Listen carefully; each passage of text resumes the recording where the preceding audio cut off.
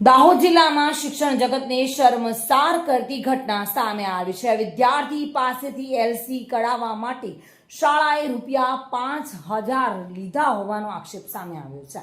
દાહોદના લીમખેડાની ખાનગી શાળાએ એલસી કાઢવા માટે રૂપિયા લીધા હોવાના આરોપ સામે આવ્યા છે।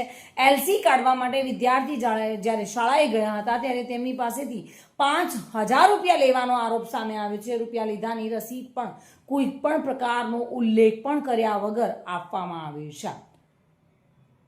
દાહોદના સાંસદ જસવંતસિંહ ભાભોરની સંસ્થામાં રૂપિયા લેવાનો આરોપ સામે આવ્યો છે। કેજે ભાભોર સ્કૂલ ઓફ સાયન્સે વિદ્યાર્થી પાસેથી રૂપિયા લીધાનો આરોપ સામે આવ્યો છે। વિદ્યાર્થી પાસેથી રૂપિયા માંગ્યાનો વિડીયો પણ સોશિયલ મીડિયામાં વાયરલ થયો છે। વિડીયોમાં શાળાના કર્મચારીઓ પૈસા લેતા જોવા મળી રહ્યા છે। દાહોદમાં શિક્ષણ જગતને લાંછન લગાવતી શર્મસાર ઘટના સામે આવી છે। વિદ્યાર્થી પાસેથી એલસીના નામે ₹5,000 લેવાના આક્ષેપો થયા છે। જો કે આ વિડીયો સોશિયલ મીડિયામાં વાયરલ થઈ રહ્યો છે। અમે 1 મહિના પહેલા અહીંયા એડમિશન લીધું હતું અને એડમિશન લીધા પછી અહીંયા છોકરાને ગમતું નથી અને ભણાવતું નથી સારું, એટલે ગમતું નથી એટલે બીજી સ્કૂલમાં જવા માંગે છે। તો અહીંયા સ્કૂલમાં એલસી લેવા આવ્યા અમે, તો ત્યારે એમણે એવું કહ્યું કે ત્યાંથી પત્ર લખાવી લાવો, અમે એલસી આપી દઈશું। તો અમે બારિયા સ્વાગત હાઈસ્કૂલમાંથી પત્ર લાવ્યા અને પત્ર લાવ્યા ત્યારે એમને પરમ દિવસે મારા પપ્પા જોડે આવ્યા ત્યારે એમને ₹16,000 માંગ કરી। ₹16,000 ભરો અને એલસી લઈ જાઓ। તો ₹16,000 સગવડ નથી અમારા જોડે, અમે પાછા જતા રહ્યા। તો કાલે પાછા આવ્યા હતા તો ત્યારે એમને એવું કહ્યું કે સારું વાંધો નહીં, ₹5,000 ભરો અને એલસી લઈ જાઓ। તો કાલે પણ પૈસા નહોતા એટલે જતા રહેતા અને આજે ફરી અમે આવ્યા અને અમારા જોડેથી ₹5,000 એમણે લીધા અને અમને એલસી કાઢી આપી।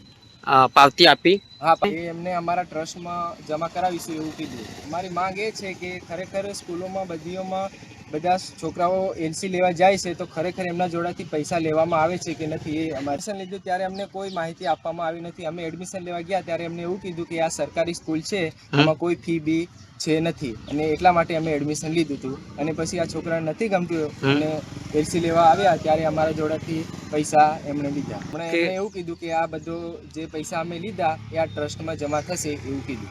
શિષ્યવૃત્તિ આવશે એમાં? હા, શિષ્યવૃત્તિ આવશે એવું કીધું। પણ કોઈ બી સ્કૂલોમાં પૈસા ભરો કે નહીં ભરો પણ સરકાર શિષ્યવૃત્તિ તો આપે જ છે। પણ આ તો અમારા જોડેથી ઉપરથી પરમ દિવસે 16,000 માંગ કર્યા અને આજે પાછો ભાવ ઘટાડી અને ₹5,000 અમારા જોડેથી લીધા।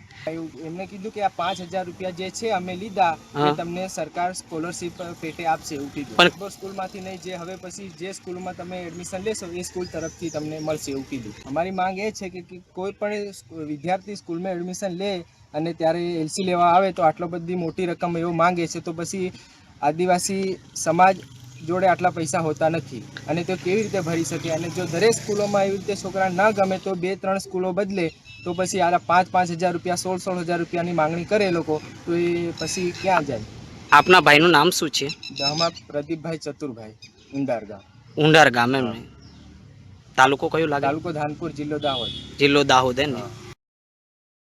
સુરેશ કાપડિયા સાથે bureau report, today Gujarati news.